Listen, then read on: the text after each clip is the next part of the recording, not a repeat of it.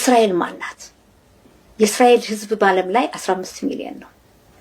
ለምንድን ነው ከ15 ሚሊዮን ያለው ህዝብ የኖቤል ተሸላሚ የሆነው 25% የህዝብ የሆነው? ከ1 ቢሊዮን በላይ እስልምና እምነት ተከታይ የለም። ከ1 ቢሊዮን በላይ ህንዶች የሉም። ከ1 ቢሊዮን በላይ ቻይናዎች የሉም። ለምን ይሄ 15 ሚሊዮን ህዝብ 25% የኖቤል ተሸላሚ ሆነ?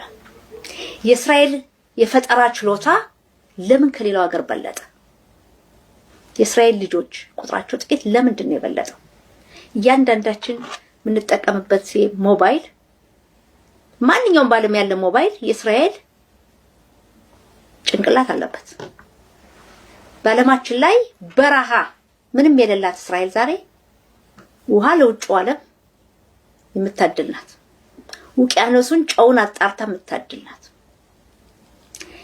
በህክምና ሄድን እንደሆነ በአሁኑ ሰዓት የልብ ህመም ያላቸው ሰዎች ቀዶ ጥገና አሁን የሚገባላቸው ባል የእስራኤል ፈጠራ ነው።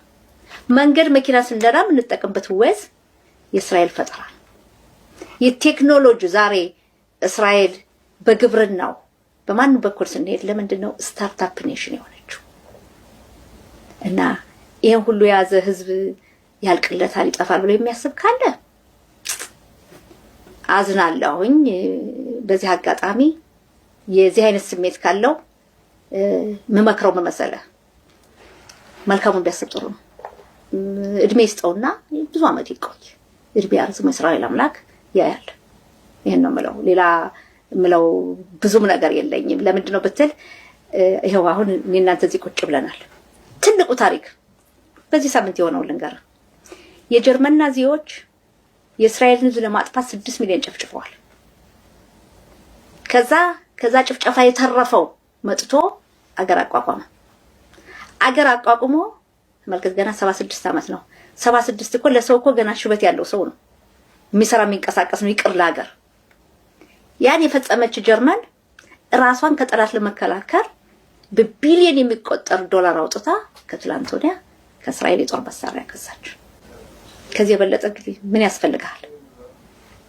ከዚህ የበለጠ ምንም አያስፈልግም። እና ብዙዎችን አይቻለሁኝ።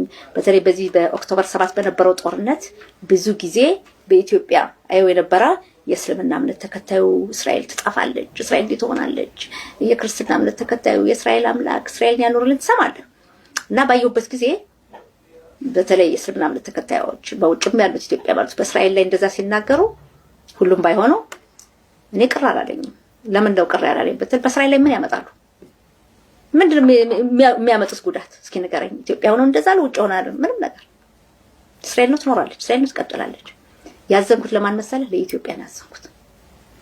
ለምን በላይ በኢትዮጵያ ያዘንኩት በአሁኑ ሰዓት በብሔረሰብ ያለው ግጭት አልበቃ ብሎ የሃይማኖትን ከጨመሩበት ያቺ ትልቅ ሀገር በአፍሪካ የምትደነቀው በቀኝ ግዛት ያልተገዛችው ትልቋ ምልክት የሆነችውን ሀገር ምን ያረጋታል ብያሰብኩ።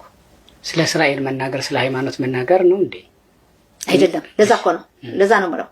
ስለዚህ በዛ ምክንያት እንግዲህ የእስልምና እምነት ተከታዩ ስለ እስራኤል ከተናገረ እሺ፣ አየው ይሄን ነገር ጠለቅ ብሎ አውቀው የሚናገረው ከሃይማኖት ጋር አያይዞ ነው።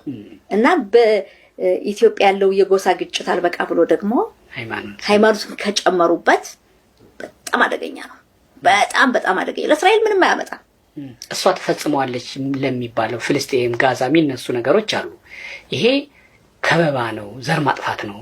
እሷ ላይ የሆነባትን ያን ማስታወሻ እንዲህ ልጠፋ ነበረ ብለው ተሰብስበው እስራኤል ሀገር ሆነው አሁን እነሱ ላይ የሆነው ሌላ ላይ ያያረጉት ነው መከራከሪያው። ይሰማሉ። ይሄን ተመልከት። ይሄንን ብዙ ጊዜ ብሬን ዋሽ ጭንቅላታቸውን የታጠቡ ሰዎች አሉ።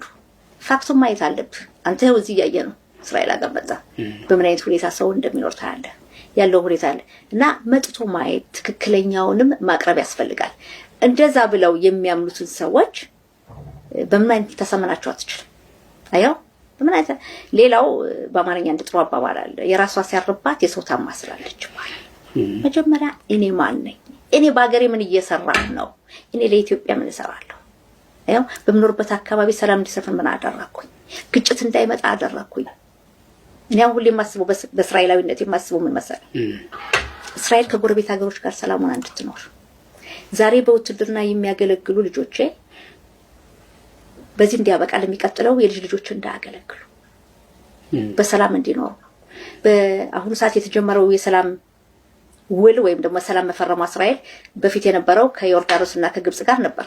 አሁን ግን ከዩናይትድ አረብ ኤሚሬትስ ከሞሮኮ ከባህሪን ከነዚህ ሀገር ጋር በመሆኑ ዱባይ ስንት የተመላለስን ድሮ እኮ ዱባይ መግባት አንችልም ነበር። አሁን ደግሞ የሚቀጥለው ሳውዲ አረቢያ የምንገባበት ጊዜ ይመጣል። ይሄን መንገድ ነው መመኘት ያለብህ። ይሄን ነው ማሰብ ያለብህ። ያ ነው ያ የሚጀምረው ደግሞ ከየት መሰለ? ከራስ ነው። ማንኛውም ነገር በህይወት የሚጀምረው ከራስ ነው። ጥሩም ነገር መጥፎም ነገር እና በተቻለ መጠን ጥሩን ይወሰዱ።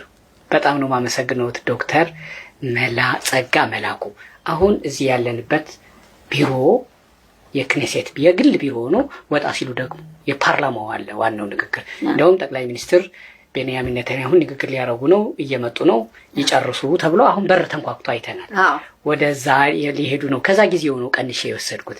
እርስዎን ግን አሁን ከአባልነት አልፈን በየትኛው የእስራኤል የስልጣን ቦታ ምናልባት በጠቅላይ ሚኒስትር ኔታንያሁም በፕሬዝዳንትነቱም በጠቅላይ ሚኒስትርነቱም ወይ በሌላም ለእንዲህ አይነቱ ስልጣን ምክንያቱም ስልጣን ሐሳብን ጥቅምን ማስከበሪያ ቦታ ነው። ለዛ እንደሚሰው ቅዱስ ነገር ስለሆነ አንድ ተጫዋች ቻምፒየንስ ሊግ ለመብላት በኳስ ማለት ይሄ ነው ፕሪሚየር ሊጉን ለመብላት መጫወት የተጫዋችነቱ ህግ ነው የቆመበት ነው። አንድ ፖለቲከኛ አባል ሆኖ ብቻ አይደለም የሚቀረውና ቀጣይ በየትኛው ስልጣን ልናገኘው እንችላለን በእስራኤል ውስጥ? እንግዲህ አይታወቅም። የሰው ልጅ ምልህ ምንድነው ከጎንደር ስወጣ እዚህ ቦታ ደርሳለሁ ብዬ አልጠበቅኩም። በሂደት የሚመጣ ነው። ሁሉም ነገር በሂደት ይመጣል። እኔ ብዙ ነገሮችን አድርጌያለሁ በእስራኤል ታሪክ 34 አመት ጋዜጠኛ ነበርኩ። የሬዲዮ ጣቢያ ዳይሬክተር ነበርኩ። እንዲያውም ይገርማል ከአማርኛ ከትግርኛ ዳይሬክተርነት አልፎ የሰባት ቋንቋዎችም ዳይሬክተር ነበርኩ። ከዛ በእስራኤል ሀገር የመጀመሪያ የሂብሩ ሬዲዮ ጣቢያ የሴት ዳይሬክተር ነኝ። ኢትዮጵያዊ ሳይሆን ሴት እና ብዙ ሰርቻለሁ። በጋዜጠኞች ማህበር ብዙ ሰርቻለሁ። የኤቲክስ ፍርድ ቤት ዳኛ ሁሉ ነበርኩ። ሙያው ፍርድ ቤት አለን። እኛ ጋር ከባድ ነው። በሙያው ፍርድ ቤት እስር ቤት አትገባም። ነገር ግን አንድ ነገር ጽፈህ ወይም አሁን አንተ ባንተ ፕሮግራም የተሳሳተ ነገር ብታቀርብ ሰው መጥቶ ትክክል አላቀርብም ብሎ ለኤቲክስ ፍርድ ቤት ቢያቀርብና ተሳስተሃል ያን ነገር ይቅርታ ብለህ አቅርብ እንደገና ተብሎ ከተወሰነብህ ውድቀት ነው። እንደ ቀላሉ አስተካከልኩ አይደለም። ያንተ ሞኒትን ስምህ ነው የሚጠፋው እና በጣም ታፍ ነው። በኮሚኒቲ ብዙ አመት ነው የሰራሁት። የኢትዮጵያ ቤተ እስራኤሎች ትልቅ ድርጅት ነበረ። እዛም የመጀመሪያዋ ሴት ነበርኩ የቦርድ አባል። በዛ ብዙ አመት አገልግያለሁ።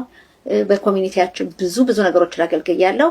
ከዛም ይሄው አሁን 3 አመት የሆነ ነው ወደ ፓርላማ። የሚቀጥለው አይታወቅም እንግዲህ ምንድን ባለው ወደ ምን ሄድበት እንሄዳለን። ግን የርጅና ጊዜን ግን በጽሁፍ ማሳለፍ ፈልጋለሁ። ብዙ ነገሮችን መጻፍ ፈልጋለሁ። ኦኬ። የአይሁድ የጥላቻ ንግግር አይዲኤፍ ነው የሚባለው? ኤዲኤል የስ በየትኛውም ሀገር ያለ ሰው እንዲህ አይነት ንግግር ከተናገረ አይሁድ እንዲህ ነው ጀውሾች እንዲህ ናቸው ካለ በየትኛውም ሀገር ህግ ከሶ ፍርድ ቤት ያቆማል የሚል ነገር ሰምቼ ነበር። ምን ማለት ነው እሱ? በትክክል ጥሩ ነገር